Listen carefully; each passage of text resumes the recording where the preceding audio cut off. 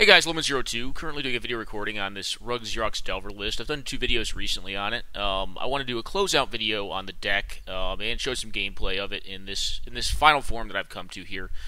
So only one change from the last build, and that's putting in Terramander, this new card from Rivals or whatever it is. Legions, I'm sorry, Ravnica Legions. Terramander right here. Basically a 5/5 flying if you have a bazillion instants and or sorceries in your graveyard, which this deck tends to do. So you can basically, generally speaking, the hope is you pay 1 mana and this thing turns into a 5/5 flyer, basically Jace's Phantasm. That may be a little more hopeful. Sometimes you run into some non-bows with some of the cards in the deck because you have cards that utilize the delve mechanic to include, like, Hooting Mandrills over here in the threat pile. Where are you at, buddy? There you are. Cryptic Serpent, kind of similar mechanic, Terramander, but you also have, where are you guys at? Dig Through Time and Treasure Cruise over here that also utilize the delve mechanic. But you have a lot of cards that are spent very rapidly because of the efficiency of the deck. So the way I've got the deck broken down right now, and actually quickly before I start off, this is a Xerox shell. Its pointed cards are Ancestral Recall, Treasure Cruise, Dig Through Time, and then tentatively, but I think it is replaceable, True Name Nemesis. True Name Nemesis only accounts for a point though, and it's a pretty decent threat at 3 mana. And Dig Through Time, Treasure Cruise, and Ancestral Recall all have their place in this deck. I think they're all very well earned. True Name Nemesis, obviously very good against opposing removal. It's almost impossible to block. I can't think of a way to block it successfully. The only way to successfully attack into it is to have protection mechanics or to have flanking. Flanking can actually kill it. I've killed it with a Knight of the Holy Nimbus before. That said, it's probably the weakest of my pointed cards, but I just had a point left, and I was like, True Name's a fine threat. It's pretty evasive. It's pretty good at closing out games relatively quickly. Alright, so that said, this is a Xerox engine deck. If you're unfamiliar with the term Xerox, I mean, well, originally it's kind of a misnomer for the deck because what it now means connotatively is very different than what it was, the reason it was called that initially. The reason Xerox, quote-unquote, came into existence as a theory in Magic is because folks basically copied the first dude who did it. So it was kind of during the times when Usenet was first coming apart, the actual wide internet, the web, the World Wide Web was coming into existence. There's a gentleman named Alan Comer who utilized Brainstorm, Thawing Glaciers, and eventually Miracle Grow cards, such as Quirion Dryad, which is very similar to some of the threats I have in this deck, but is not in this deck. I debated it, but is much older now. If you're not familiar with Quirion Dryad, let me pull it up real fast. It's a very old card. Quirion Dryad is basically like a... Well, here's the old art even. Here's the newer art if you're familiar with the M15 art, I want to say. Yeah, 15. Quirion Dryad says basically if you cast a spell that's not green, it gets a +1/+1 counter on it, but it's you. It's basically like a worse version of the slightly more expensive Mana Gorger Hydra, which tends to do probably a little more work nowadays. And why are you over here? Oh, you're the pure threats. Okay. So, Mana Gorger Hydra is basically the same card, except for it's all spells, and it's all your opponent's spells too, which, makes it a little bit better. I didn't find room for Quirion Dryad in the deck. There may have been room for it, but I just didn't find it. Anyways, guys, moving onward and upward, Xerox Theory was called Xerox because folks, basically copy and pasted the list, and it was kind of like the first, one of the first bigger net decks. There were other net decks, before it, after it. There will always be net decks. But what the term actually implies about the theory or concept in Magic is that you can utilize a very light mana base if you use cantrips in order to find lands and or action. This extends even further than that, though. So you see I'm playing a 30-land, basically mid-range deck. Mid-range to mid-range aggro deck. Probably aggro control would be the best way to describe this deck. So what Xerox Theory enables you to do is, 1, play less lands, and play more answers because of the efficiency of your answers and threats. If you look through this entire list, you'll only find one card that actually literally costs 4 mana. I mean, there's some 8-drops in here, but they don't really cost 8. Jace the Mind Sculptor is the only 4-drop inside the entire deck because he enables Brainstorm every single turn, which Brainstorm is a pretty fundamental... Cantripping is a pretty fundamental thing that this deck wants to be doing early and often. So it's an engine-style deck. It runs fewer lands. All of its lands come into play untapped. All of them provide mana, with the exception of some of them are conditional, like Hinterland Harbor Then you have the fast lands too. So this deck doesn't really care about having more than 3 lands. If it gets to a 4th land, that's cool, but it doesn't need a lot of land to actually function. Most of its threats are very cheap, with the most expensive actual threats being cards like Savage Knuckleblade and Tireless Tracker. Bedlam Reveler and Cryptic Serpent are more expensive threats on paper, but in the deck's operation, they're fairly cheap.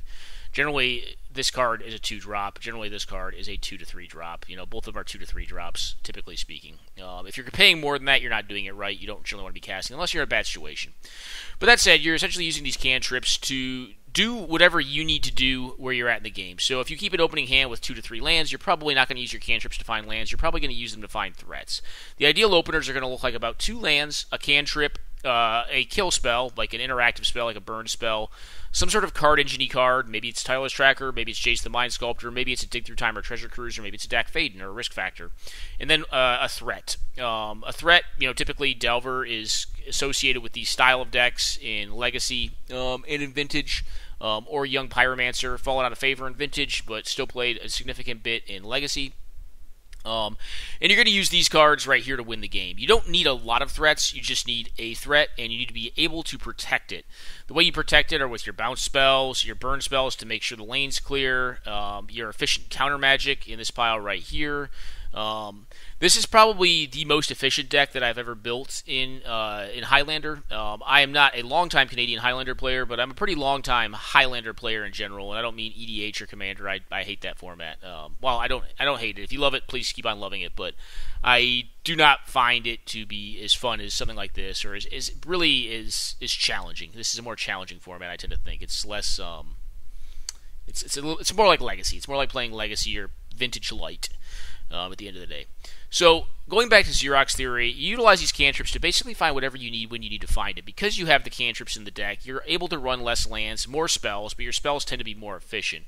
It also increases the card velocity of the deck because your ability to double and even triple cast occurs very early and very often, sometimes with the deck having cast 3 cards by turn 2, because you have a bazillion free cards. You have, Force of Will, you have Misdirection, Mental Misstep, Gataxian Probe is in here, over here in the cantrip pile. You have a lot of free cards, and you have a lot of pitch cards. So, it's Daze, Gush. There's just a ton of cards that really don't cost mana and or make mana when they're used. That enable the deck to, 1, find the answers and or threats that it needs, or the mana that it needs to do one or the other if it has one or the other in hand. So what you'll generally tend to see in these style of decks is that, you'll have, a plethora of cantrips and or engine style cards, kind of like Tireless Tracker, Jace, Dak, these cantrips right here. And then generally about a third threats, a third lands, and a third card draw and or engine style cards. And that way the deck has pretty much ultimate flexibility in the pilot's operation to find what they need to find when they need to find it based on where the game is going. Which means that you reduce the variance of the game to a very high extent because you're accruing a lot of virtual advantage in command over your draw steps. And or making it so your draw steps don't matter because you can always find what the right answer is. And that's why you have the cantrips in here, right? That's why this is a very cantrip-driven deck. Now, what is this strategy generally weak against? Well, you can go underneath it, like White Weenie or Red Deck Wins beat down like just 1, 2, 3, 4, just like instant 1, 1, 1, 1, 1, 2, 1, on the turns, can quickly overwhelm the deck.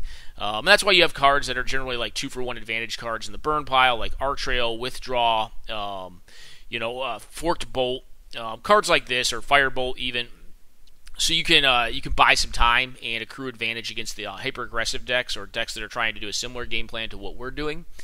But at the end of the day, generally speaking, this deck's going to have very good game against almost everything in the format. Almost. I mean, you could say that it's weak to like Blood Moon or Back to Basics, and that would not be a false statement, but that's generally going to be a turn 3 play, right? And if you're able to establish an early presence and just leave up interaction, it's going to be pretty tough for them to land it. And the threats that are in this deck tend to be pretty standalone threats. You look at a card like, where's he at? Goblin Rabblemaster, or Legion Warboss. Same card as Goblin Rabblemaster, basically. Pretty close. This thing dies to pretty much everything, but it's a threat that needs to be answered or it will just take over the game, right? Because it's a threat that makes threats. And if they can't answer it, or you have an answer to their first answer to it, then oftentimes it can just mean the end of the game, because you get another untap step and then you have your mana again. And once you have your mana again, you can either play more threats to overwhelm them, depending on what kind of deck they're on, or you can leave up more countermatch to stop more answers. And it's a sort of card that just sort of avalanches. And what I was really looking for in like Legion Warboss and Rabble Master are horizontal grow style threats. Very much like Young Pyromancer, probably worse than Young Pyromancer, but for this style of deck, but that do something similar to Young Pyromancer. In some ways, they're better because you don't need to cast any spells to make them work.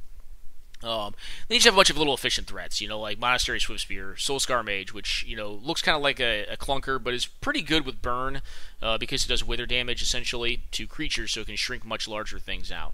Nimble Mongoose, this one you could probably cut, but I left it in here for threat density and just sheer efficiency of the card. A 3/3 with Shroud's still pretty decent.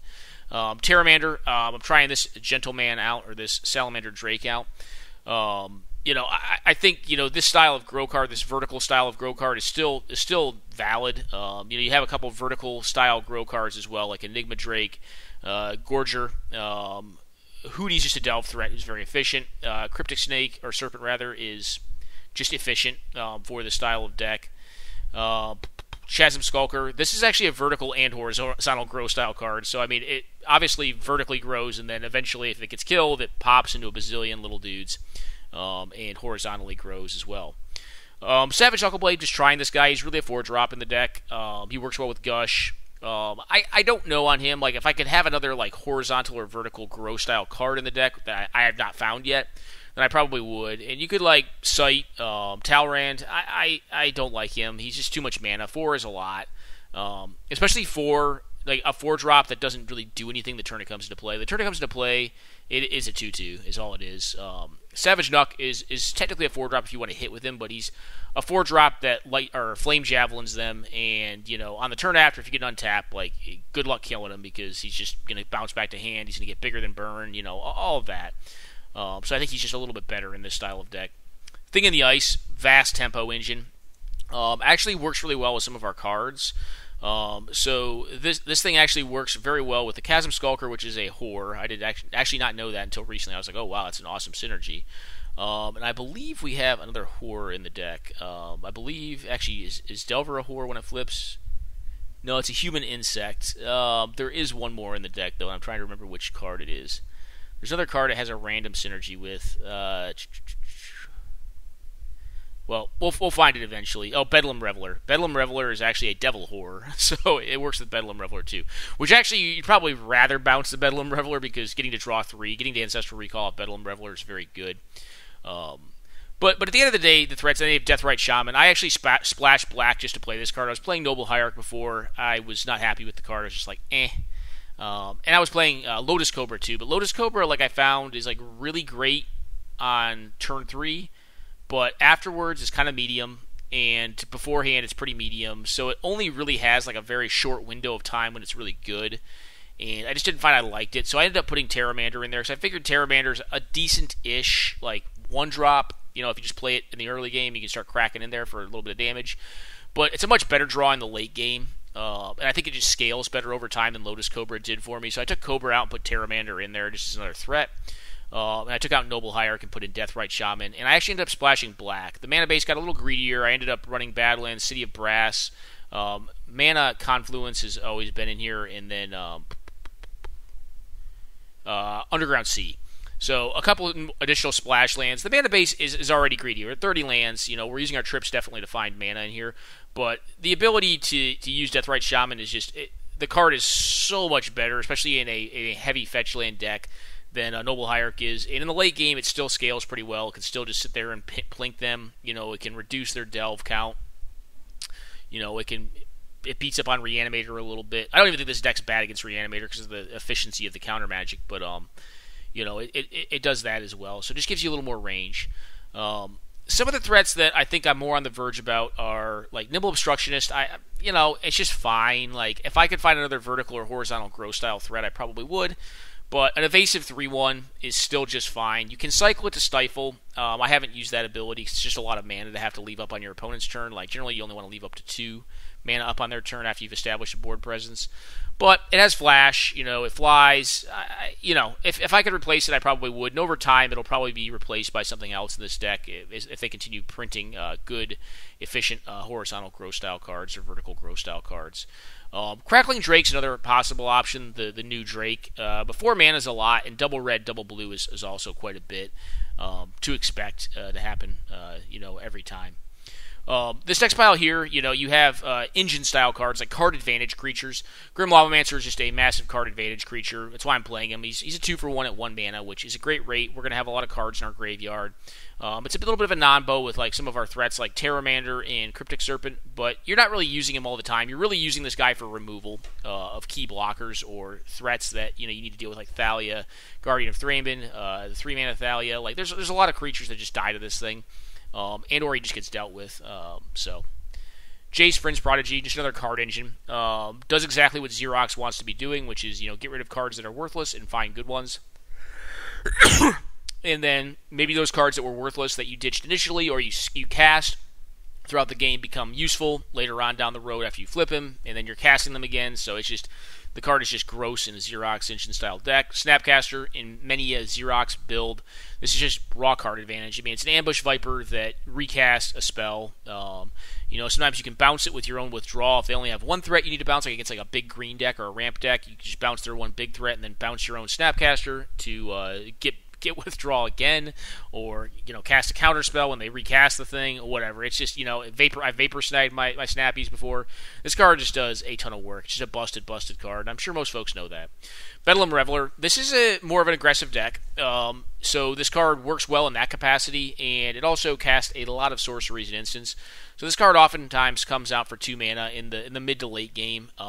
When you're sitting on possibly just lands or just dead cards that you don't want, and it cycles those dead cards away into the graveyard, fuels Delve for a later day, and then you get 3 new cards. Tireless Tracker, again, kind of a 4-drop, so it and Savage Knuckleblade are kind of like 2 4-drops with Jace the Mind Sculptor in the deck, but this is just an engine card. If you ever run out of gas and you're just sitting on the board and making land drops or playing fetch lands because there's tons of them in the deck, this guy is basically a divination every time you play a fetch land. I mean, you got to put 4 mana into doing it, but that's a lot of cards. And he also just builds himself into a massive threat if you want to spend the mana to do that. Oftentimes, I find that he's a little bit slow for the deck, but and I haven't really gotten to a situation where I just like straight up like had to sit there and draw cards with him. But I could imagine that there could be situations where like I get into a board stall and want to do that, and I think this threat is just fine for doing that.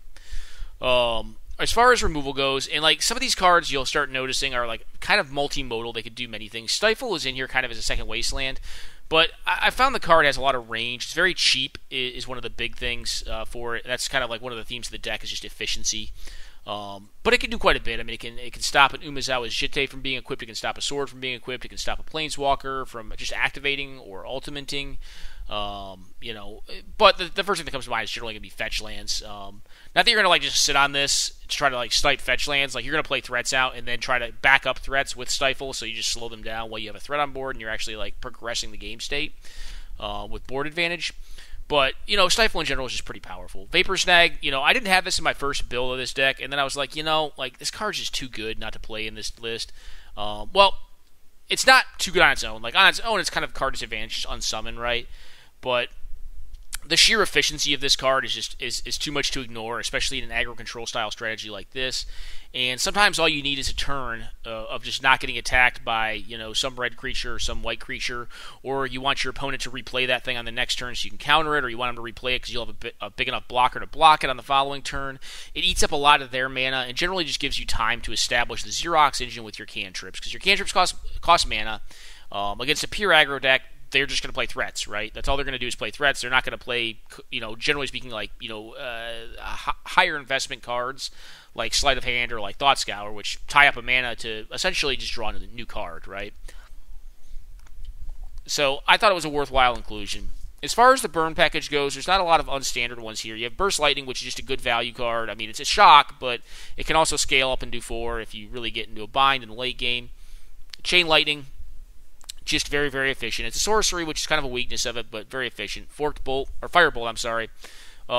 just good value. This, again, is a shock, but it has flashback for 5, which is a lot of mana, but oftentimes, if you get into the late game, you can find it becomes relevant again. And because you're running cards like, Mental Note and Thought Scour, you can just ditch this thing randomly and then eventually get value out of it. Flame Slash, I really like having a couple ways to deal with 4 toughness creatures in this style of deck. I mean, I have Bounce, but I also like just straight up kill spells for 4 toughness guys like Courser of Crewfix. Flame Slash does that. It fits the bill very well in that way.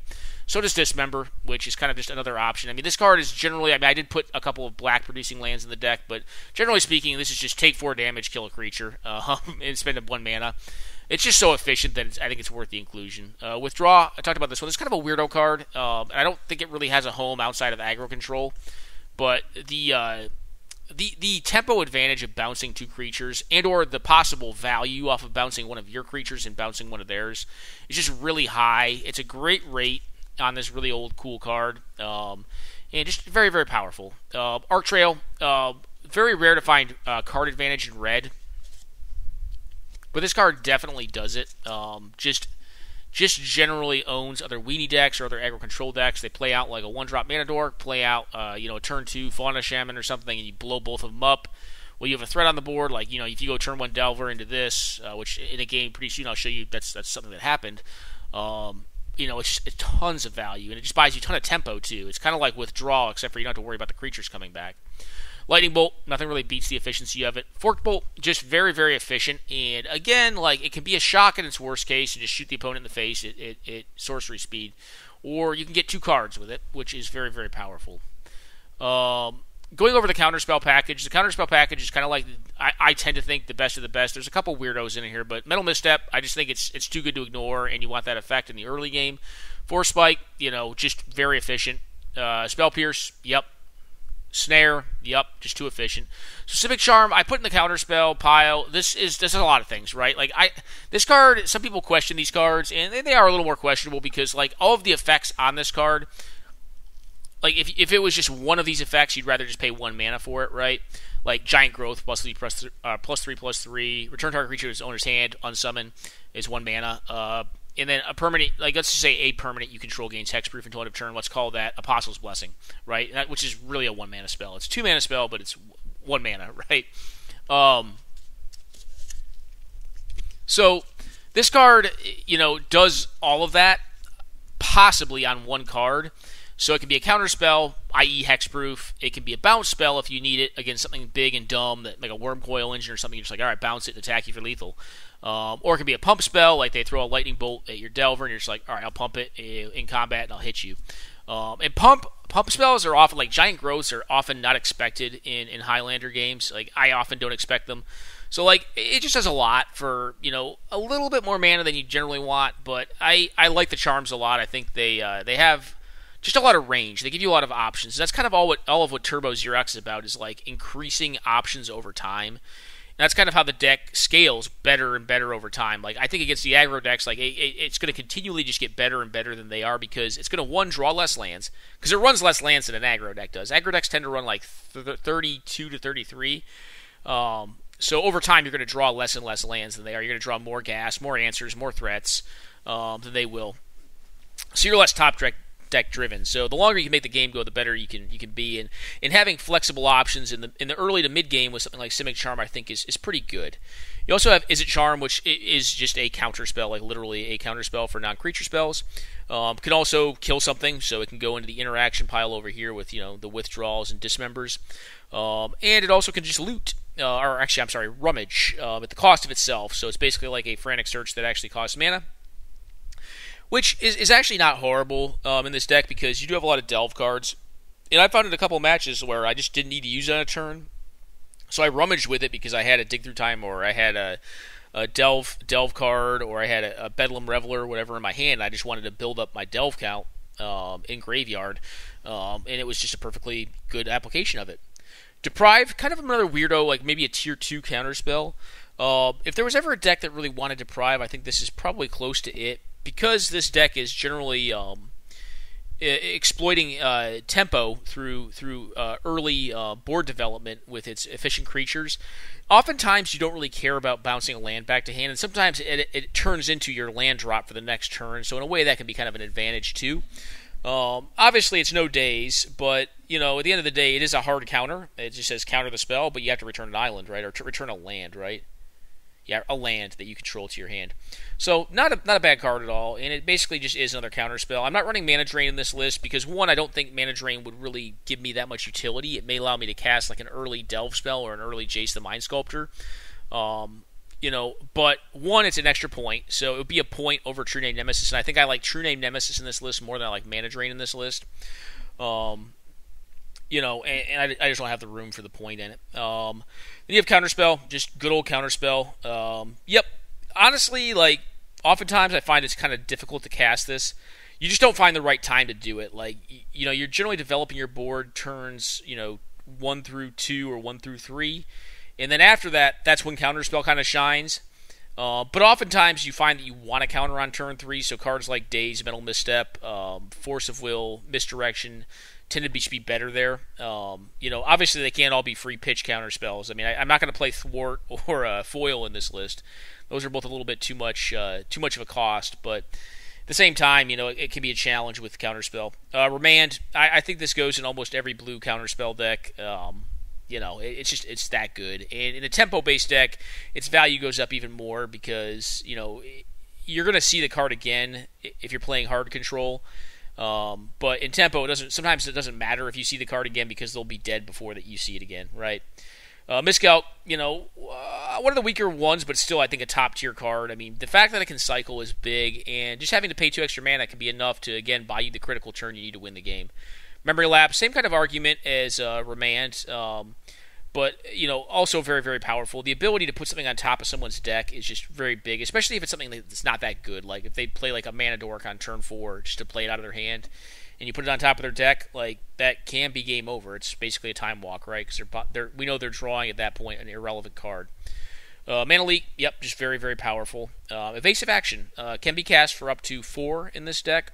So it's basically like an additional copy of Mana Leak, which is pretty good. Daze definitely does good yeoman's work in this style of deck with a higher and more efficient threat density. Oftentimes, like I said, you don't really mind having to throw a land back in your hand, and sometimes you can even make mana. Misdirection. I don't play this in a lot of lists, but I've found that I really like it in this list because you're oftentimes, like I said, going to have optimal openers with just having like 1, maybe 2 threats, and you really want to protect those threats. And oftentimes, if you can misdirect a bolt to either the opponent's face or to their own threat, you can just turn the entire game around. And oftentimes, like misdirection, yes, it is a 2-for-1 to cast it, but it can also accrue 2-for-1 or greater advantage. I've definitely misdirected, and I think I was in a video I previously posted of this list. I definitely misdirected an Ancestral Recall in Canadian Highlander, and it was just savage. Just like, oh my goodness, game's over. Force of Will. Yep. This is the style of deck that really wants it. I mean, it's probably better in this list than it is in a hard control list because you're gonna have cards you don't really care about in certain matchups. Like your Flame Slash. I'm sorry, not your Flame Slash. Like your Withdraw, for instance, or your Vapor Snag generally are not going to be the best of cards against hard control. So pitching those to Force of Will tends to be fine in that matchup if it allows you to get something that's very crucial in the early to mid game. All right, card draw. So the actual card that inspired this entire deck was Risk Factor. I was like, man, what does this card go in? Because the card is just gross, right? Like Risk Factor, it's basically do 8 damage or draw 6 cards, right? Or do 4 and draw 3.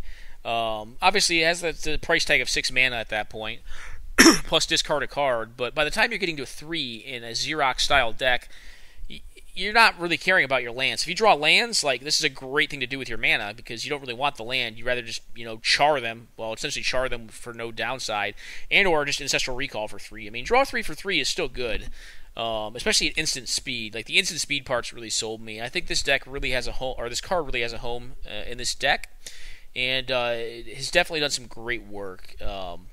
Next up, you have Dak Faden, just a card engine, not per se like a card advantage card. It can be against artifacts, but like the ability to loot away cards that are irrelevant in a specific matchup and find cards that are relevant in that matchup is so insidiously powerful, especially in a format like 100 card where the games can be more variance driven. So again, pretty much a perfect Xerox engine card because it allows you to accrue a lot of virtual card advantage by acquiring what it is you need when you need it to play around variance. Sylvan Library. So I was kind of dubious of this card initially because it's a complete investment card. It does nothing the turn it comes into play. It's a brick. But this deck is one of the few decks that I feel like I can reliably always just take 8 damage off of it and just draw 2 like divination right off of it on turn 3. And I almost always do, unless I have a fetch land in hand and like one of them is just a really bad card that I don't want. But oftentimes I take 4 to 8, just on turn 3 after I cast this thing. And generally I take 4 one more time. So like generally it accounts for a 3 for 1. As far as how it's played out so far empirically, and that's kind of also the theory of play for the card in this style of deck. But it is a little slower, I'll give it that. Chase the Mind Sculptor, again, just a Xerox engine. I have a ton of fetch lands in here, so it's very easy to, get a fetch land, get rid of some junk or some lands in your hand, and, get rid of them off the top of your deck, and then hopefully draw into better cards in the following turn. Dig Through Time, TC, not much needs to be said about these. TC is Ancestral Recall at Sorcery Speed. Dig Through Time is basically double Impulse for 2 mana. Ancestral Recall, yep, probably, well, I don't know. There's a debate on this, for me at least.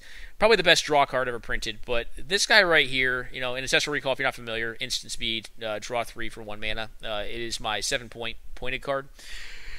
Gush, actually an unpointed card, is possibly more powerful in this deck. Like, I don't know, like, there's times, like, I obviously am never sad in the mid to late game to draw either Ancestral Recall or Gush, but sometimes Gush is better because it makes mana when you use it. It costs no mana to use, and it makes mana the turn you use it if you don't have any lands in hand, which is so big on, like, an aggro control deck like this. It allows you to, like, possibly even play more cards than Ancestral would allow you to do. So I don't know which is really better in the deck. I mean, Ancestral's probably is a better card, probably on the whole. I can go in more decks, but Gush in this style of deck is just disgusting. Going over to the mana base, like I said, the only speed land I'm not playing is the Copperline Gorge because green is my lightest splash and red is my second lightest splash. And then the only possible tapped lands that I'm playing are like the Hinterland Harbor series of cards. I think it's Hinterland Harbor, Rootbound Crag. And what's the other one? The blue-red one, if there is a blue-red one. I can't remember. Yeah, Sulphur Falls. Those are the only possible tapped lands. And then you have one Wasteland in here. So really it's a 29-land deck. Wasteland I count as a spell land for the deck. And then you've got 9 cantrips. Typically speaking, the cantrips should account for 2 lands apiece, which if you go by that math, we're essentially and you don't count Wasteland, so that's 29 plus, let's say, 4.5. So essentially we're playing, a 33 to 33.5 land deck, which essentially goes back to, like the aggro deck's mana base, which is generally going to be like somewhere between 32 and 33 lands. It's kind of how the math works out. But the deck is proven to be very powerful. I have lost a couple games with it, but not many. Like I think I've probably played 30 to 40 games with this deck now, and probably lost about 1 or 2. And some of them were a little bit unlucky too, but that's going to happen eventually over time. But the way that this deck commands variance is just, I think, very, very high. And I think there are things out there that will tend to beat it, but I think oftentimes those are things that fold to a lot of other stuff. And as far as quality of decks that I've played in any 100 card format, not other than Commander, like any German Highlander, Canadian Highlander, just 100 card in general, I think this is probably the most powerful deck that I've played in the format. Not from a perspective that it's like, well, how do you put it? It's not really that it's like overwhelmingly powerful, like 5-color Reanimator combo or like Oath powerful. Those are all powerful decks too. Or like Tolarian Academy powerful. It's the fact that it's kind of insidiously powerful. It's very, very flexible. So I feel like its power comes from the range of flexibility that it gives its pilot. So the higher quality pilot that runs a list like this, or like a Xerox list in generally the better the deck can do, because that pilot makes good decisions on what they keep, what they loot away, or what they scry away, or what they draw with their cantrips. Or choose not to draw with their cantrips, all of that. So like it offers a wide range of decision making that over time allows you to have a much higher command over variance, while still having a quick clock to actually close games out rapidly. So the most powerful decks, like your Tolarian Academy decks and like your Degenerate combo decks, Storm decks, stuff like that, really don't have a lot of time to get there. That said, it's also very, very disruptive. So, I mean, it has a fast clock. It has some of the most efficient disruption and protection in the game. and it has basically a built-in engine to find which of that you want, the disruption, or the threats, or maybe more draw.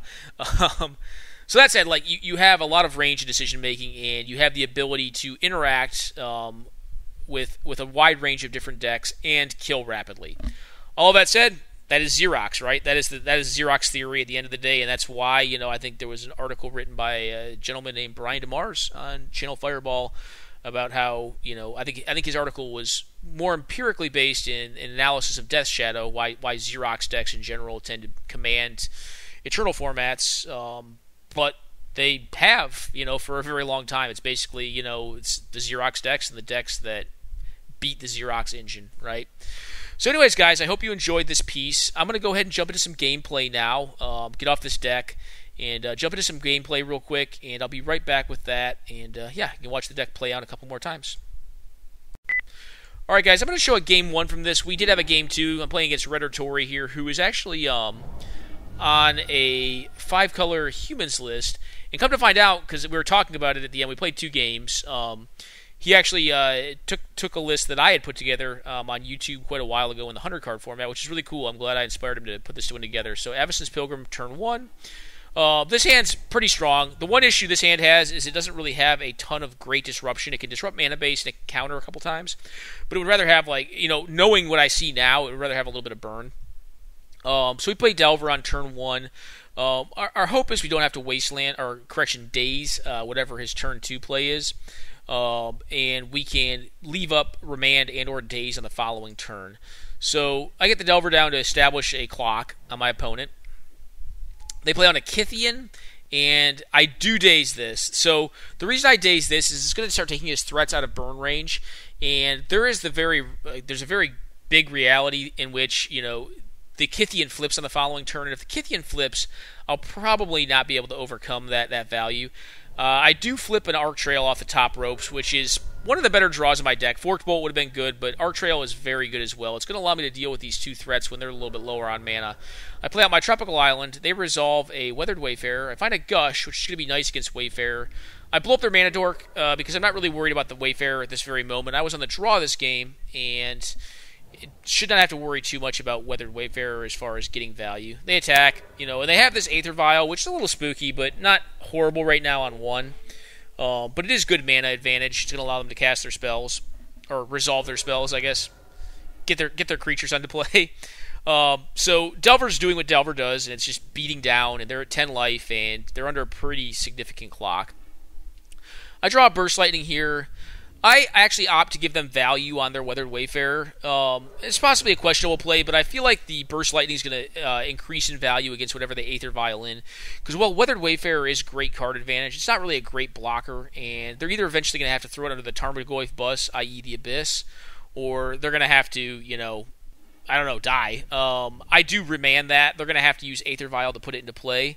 But I'm going to Gush on this next turn, so I draw to Chasm Skulker, which is obviously pretty combo-rific with Gush. I go ahead and Gush here, looking for Burn. I find Burn and Stifle. I put in my Volcanic Island with plans to stifle the Aether Vial here. I stifle the Aether Vial, and they're just dead at this point. I'm going to go to our second match. The second game in this is unfortunately a non-game because they mulligan into Oblivion. They mulligan down to 5, and they just go ahead and pack it in there. They concede it. So, quick pause, guys. I'll come back for Game 2.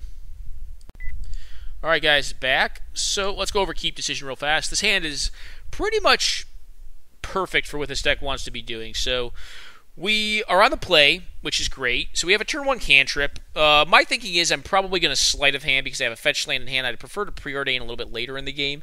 I'll Sleight of Hand and probably try to find either Pitch Counter or Burn spell.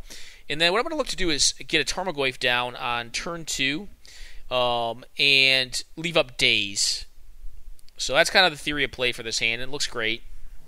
I play out the land that I don't mind getting wastelanded. I guess the Scalding Tarn is not going to get wastelanded, but I would prefer what I want to use my mana right now. And 2, the value of fetch lands is going to go up over time, especially with cantrips. I draw out another fetch land there. Find an Enigma Drake, which is going to be a good follow-up threat to Tarmogoyf. Play out the Goyf. It cannot be bolted at this point because it become a 4/5. I'm sorry, a 3/4. They play on a Hamlet Captain. I opted to daze this. I could have spell snared it, which is a little unfortunate, but I think because it grows my Goyf by 2 power, it's definitely worth it. And I have a preordained to find interaction. I find the Force Spike. They play out an Anafenza here. I Force Spike the Anafenza. Not growing the Goyf, but, basically keeping the board open for Goyf to continue to do his work. I draw to a Gush, which is probably going to be a game ender. They play out a Mirror Crusader. Mirror Crusader does block the Goyf. I go ahead and Gush here after playing out my Storm Chaser Mage to attack in the air for more. That is actually not the land that I played, so Moto misremembered what happened here. I played the Volcanic Island out. I Flame Slashed their guy so I could get through with the Tarmogoyf and attacked in for lethal with a turn 5 kill with quite a bit of disruption. So this is a very kind of powerful sequence for this deck. You got to kind of see the power of the Xerox engine deck with efficient threats kind of play out. Tarmogoyf, more of a traditional threat. Enigma Drake, well, you have to make do with what you have in Hunter card. It's not eternal. Well, it's eternal, but you don't have 4 copies of Goyf and, Delver of Secrets and Young Pyromancer. So, you're playing cards like Enigma Drake and Storm Chaser Mage to kind of have similar effects. But yeah, we burn off their Mirror Crusader with the Flame Slash here off of a Volk, not the Trop, and attack in for a lot of damages. Alright, guys, quick pause. We'll come back for the second game in this match. Alright, guys, back. This is game 2 of this match. So, this hand is a lot less desirable than the other one. They're going to be on the play here. But this is a keep, because it has the ability to get back into the game if it gets behind with Treasure Cruise. It has 2 answers to creatures, which they appear to be... They are playing a creature deck. They're playing a humans deck. And it has a counter spell for a turn 2 play in the form of Force Spike, so it can buy a lot of time, put a lot of cards in the graveyard, and hopefully eventually get to a Treasure Cruise and or draw a threat naturally. So we draw a Bedlam Reveler, kind of a Nombo with the Treasure Cruise, and I'll probably use whichever card becomes relevant first. They go ahead and play out a Glint Sleeve Siphoner. While on the stack, I counter with Force Spike just to bide time. I find a Chasm Skulker, which is actually the kind of threat that I want right now. It's just a good, efficient threat that can do some work here. They play a Mayor of Averbrook. I just go ahead and burn this off on end step. I don't counter it with evasive action. That was actually kind of an interesting line. I bottom both cards because they're not lands, and I draw into a Thing in the Ice. They play on a Grim Lavamancer this turn. I'm kind of looking for land at this point, so what I'm looking for. I want another mana. I go ahead and find my other mana here, and I play out Thing in the Ice, leaving up Dismember for their turn. Now, Grim Lavamancer is a little bit problematic because I can't just play the Chasm Skulker out and expect it to stick around. They play on Athalia. I go ahead and rapidly kill this thing with Dismember. I don't want that card on the board. It's going to buy a lot of tempo. I go ahead and play out that land tapped. The expectation here is that I'll just probably leave up evasive action on their turn. And it gets paid off here. I obviously can't play the... I can play the Chasm Skulker out, but it would die to Grim. I find another land here, and I go ahead and play the Chasm Skulker out. The reason I play it out here is because I can finally Treasure Cruise. I could have also gone for a Bedlam Reveler, but I think Treasure Cruising here is just a little bit better. This makes the Chasm Skulker a 4/4, which is pretty big. Chasm Skulker is also a horror, so when Thing in the Ice flips, it's not going to flip the Chasm Skulker, which is going to get pretty indiscriminately big with this style of deck. Unfortunately, my draw was not that great here. I drew all creature threats as opposed to spells, so I actually cannot flip the Thing in the Ice. I definitely would have flipped Thing in the Ice if I could have, because I would have killed them. I do find a Sleight of Hand here, flip the entire board with the exception of the Chasm Skulker and the Horror, find Force of Will, and have Lethal on board. So that was the end of this match. I hope you guys enjoyed watching the gameplay and the deck tech and theory of play for this RUG Xerox deck that I built in the Canadian Highlander format, really just Highlander in general. If you were going to play it in German Highlander, I think you probably just cut the Ancestral, and there's not really a great replacement for Ancestral, is there? I mean, I don't know. There's probably another cantrip you could put in there, maybe Peak or something like that, and just replace it with it. It's obviously not going to be of the same quality. But at the end of the day, I wanted to build kind of a perfect Xerox engine-style deck. I think, at least for what my expectations were for the deck, I got there. The deck is very, very powerful. I was talking to Rotatory about it. I think it is probably... Honestly, maybe it sounds conceited. I think it's probably one of the best decks I've built in this format as far as what it has quality of gameplay against. What I mean by that, when I say I think it's the best deck I've built, I think it is definitely not the most powerful deck, singularly in what it does, but it's just so darn flexible that it feels like in the 30 or so games I've played with it, it's match its match neutrality is pretty assured. Like I feel like it's generally going to always be at least close to a 50% deck against anything that I play it with, depending on how well I play it. And I think that's kind of, generally speaking, what makes great decks. You want to limit variance as much as possible and then limit bad matchup potential. If you could have a neutral matchup as opposed to like a 70-30, percent matchup against the meta, you want to do it, right? Unless, the 70-30 deck is going to, unless you know that like 80% of the meta is going to be your 70 percentile matchup, you don't play certain decks, right? But anyways, like a very, very flexible deck, very, very powerful in its flexibility. And I hope you guys enjoyed the deck tech and the gameplay of this RUG Xerox deck in the Canadian Highlander format. Take care now, and if you have any questions, let me know. Later.